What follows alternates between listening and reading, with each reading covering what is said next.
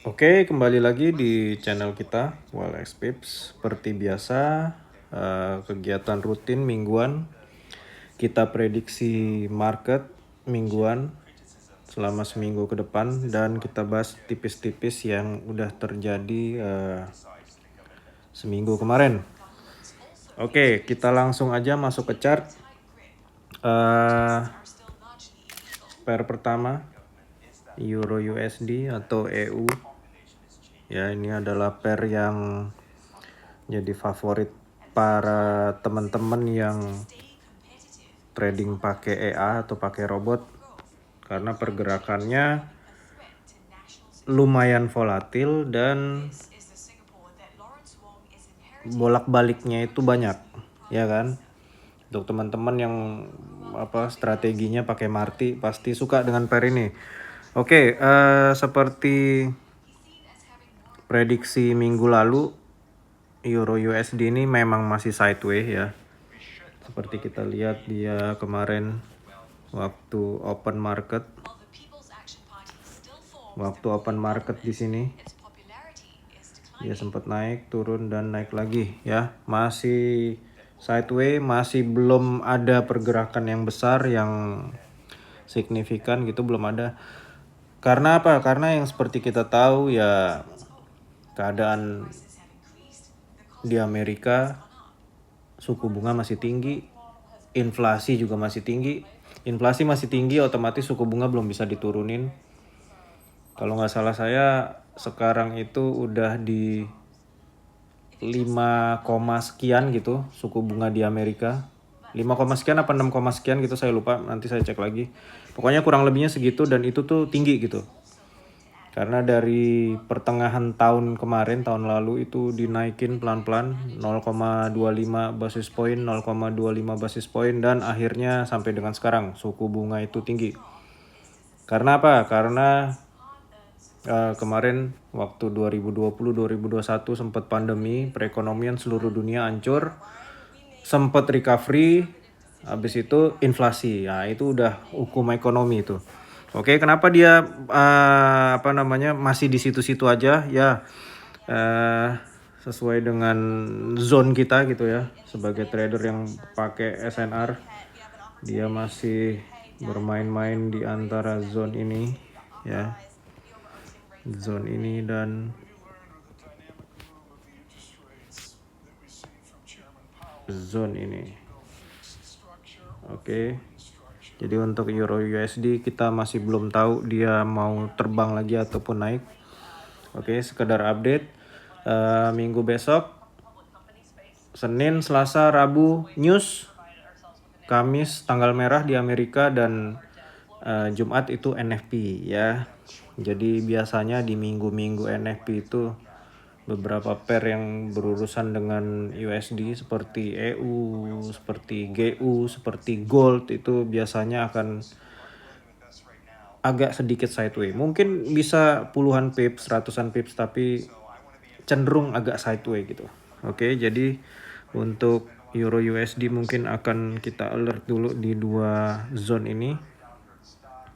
Seperti apa pergerakannya ya kita lihat nanti di minggu besok.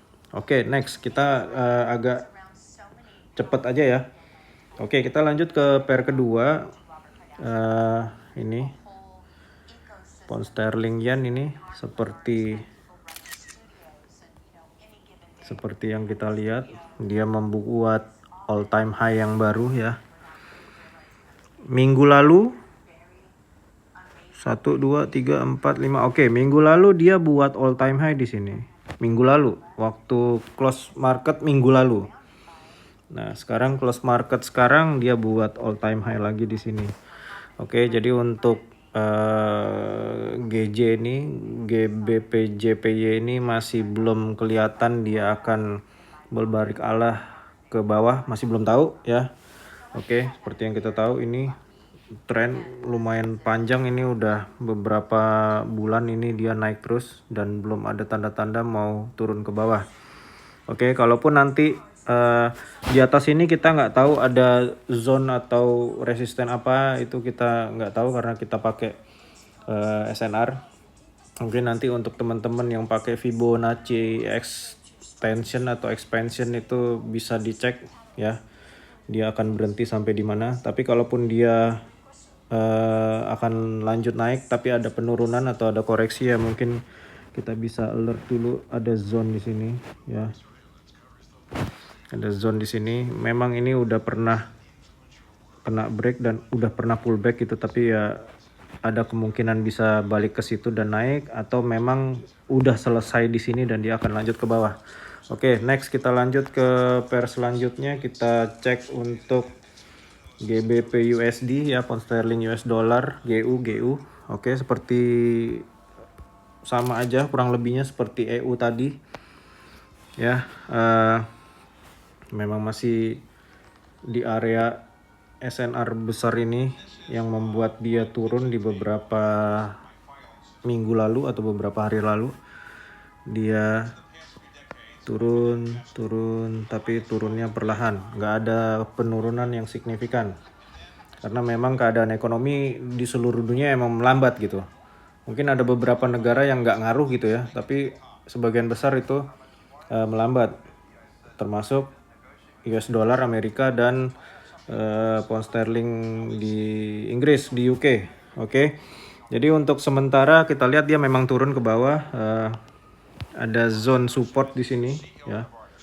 Ini bagi saya ini adalah support yang kuat.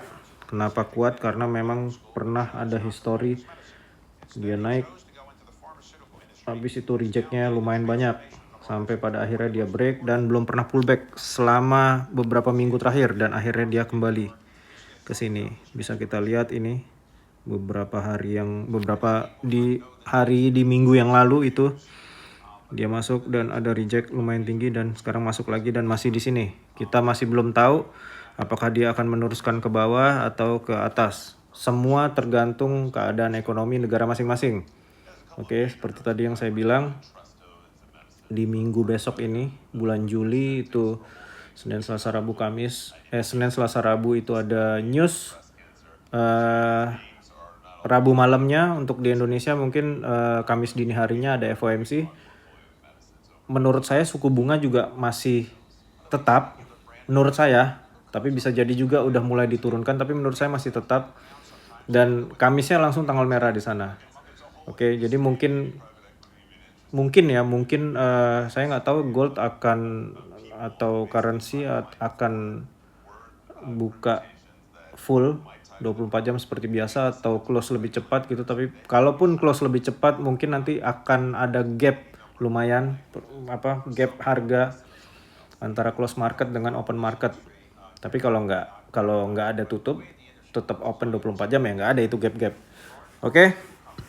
Jadi untuk GU sementara kayak gini kita masih melihat dia memang melakukan penurunan tapi sekarang tertahan di area support ini. Oke, kita lanjut. Kita lanjut ke US dollar Jepang ya. US dollar Jepang ini yang seperti yang kita lihat ini membuat all time high baru juga ya. Jadi kemarin itu minggu lalu itu ya kita punya analisa dia sampai di area resisten ini. Oke. Area resisten ini, dan hari Rabu kemarin kalau nggak salah saya itu ada news apalah itu lupa. Akhirnya zone ini pun di break. Oke, break dan pullback dan sekarang dia masih ada di sini. Kita masih belum tahu dia akan kemana, tapi yang jelas tren besar ini masih ke atas. Oke, singkat aja untuk UJ seperti itu. Oke, kita lanjut ke the one and only gold. Oke, nah gold ini untuk teman-teman kita nih, teman-teman saya nih yang ada di VIP itu sebenarnya kenyang lah. Karena apa? Karena gini bang, kalau kita trade di gold ini, misalnya kita ngikutin tren nih, contoh yang ini nih misalnya nih, ya naik. Jadi misalnya ini support, ini resisten. Misalnya naik nih trennya nih, nah dia akan begini bang. Begitu sampai di resisten, buy kita tuh kita close. Apakah kita harus sell di sini? Tentu tidak. Oke, jadi tugas kita itu adalah melihat di time frame kecil, resisten ini break dan dia akan terus naik. Untuk downtrend atau tren ke bawahnya kebalikannya. Tapi kalau seperti ini ya, ini sideway ini. Oh, ini enak ini. Ini jadi untuk teman-teman kita yang scalper atau yang kalau bahasa kita tukang sikat atas bawah lah. Ini kebalikannya yang ini nih. Jadi kebalikannya bukan arahnya maksudnya. Jadi cara tradingnya gitu. Jadi misalnya ini resisten, ini support gitu.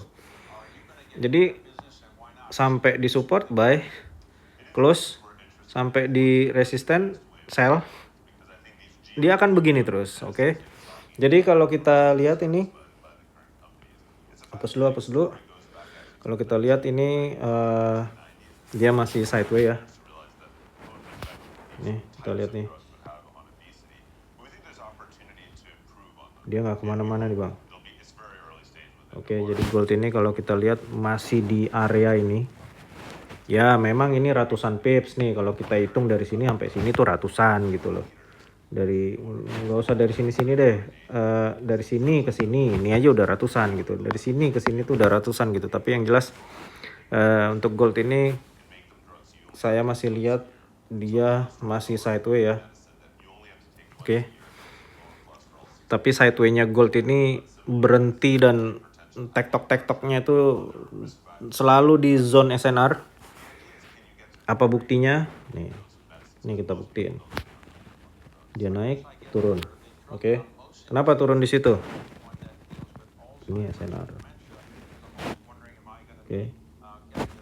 Tapi kenapa nih bang nih ada yang break ke atas? Oh itu pembahasan lain lagi tuh. Itu biasanya kita bahas-bahas di channel VIP kita di Telegram.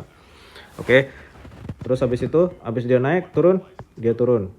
Turun, habis itu dia naik lagi. Kenapa dia naik? Kenapa dia naik? Oh di sini ada zone SNR kita juga. Dia naik. Oke, jadi untuk gold ini lebih bagus diikuti lah pergerakannya daripada diprediksi gitu ya. Tapi yang jelas zone-zone kita ya masih seperti kemarin-kemarin ya. Ini bisa di alert. Habis itu ini pun bisa juga di alert. Kalau memang yang ini tadi di break dia akan ke sini. Kalau memang ini pun di break dia pasti akan ke atas ini ya. Kalau yang atas ini pun di break juga ya dia akan membuat all time high yang baru lagi. Oke, tapi menurut saya ini gold udah terlalu mahal. Tapi nggak tahu ada beberapa ini ya, ada beberapa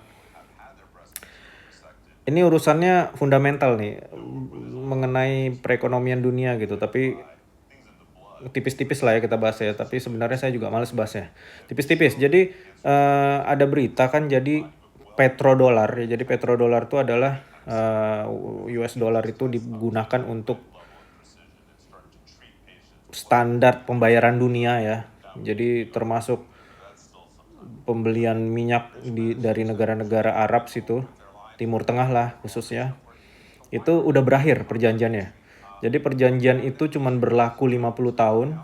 Itu perjanjian ditandatangani tahun 74, Juni tahun 74 dan berakhir di otomatis Juni 2024 gitu.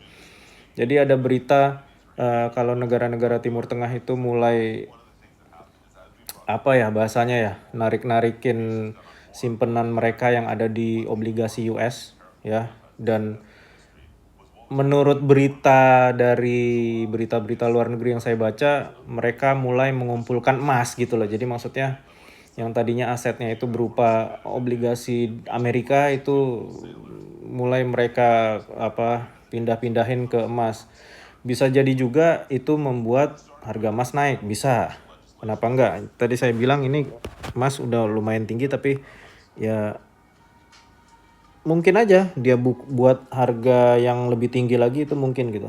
Oke, jadi kalau kita lihat ini untuk emas sementara memang masih sideway di area kotak ini ya. Masih sideway, masih belum kemana-mana. Kalau khusus gold ini, khusus emas ini ya berdasarkan supply dan permintaan lah. Jadi kalau permintaan lebih banyak daripada supply otomatis harga itu akan naik. Oke. selain negara-negara Timur Tengah, saya juga sempat baca itu Cina pun juga ternyata ada beberapa banyak duitnya yang ditaruh di obligasi US, dan itu pun juga udah pelan-pelan mereka cairin, mereka tarik-tarikin gitu. Oke, jadi keadaan ekonomi ini ke depannya seperti apa ya kita lihat aja. Oke, ya untungnya kita Untungnya kita trading di instrumen gold ini.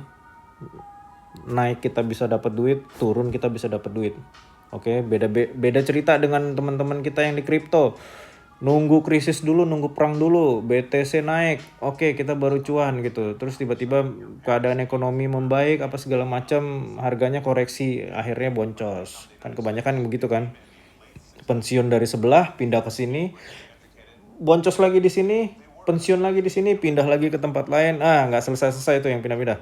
Oke, sementara gitu untuk teman-teman yang baru join di YouTube kita ini ya, nanti saya taruh link Telegram kita di deskripsi untuk join ke komunitas kita. Oke, sementara prediksi kita seperti ini, semangat-semangat.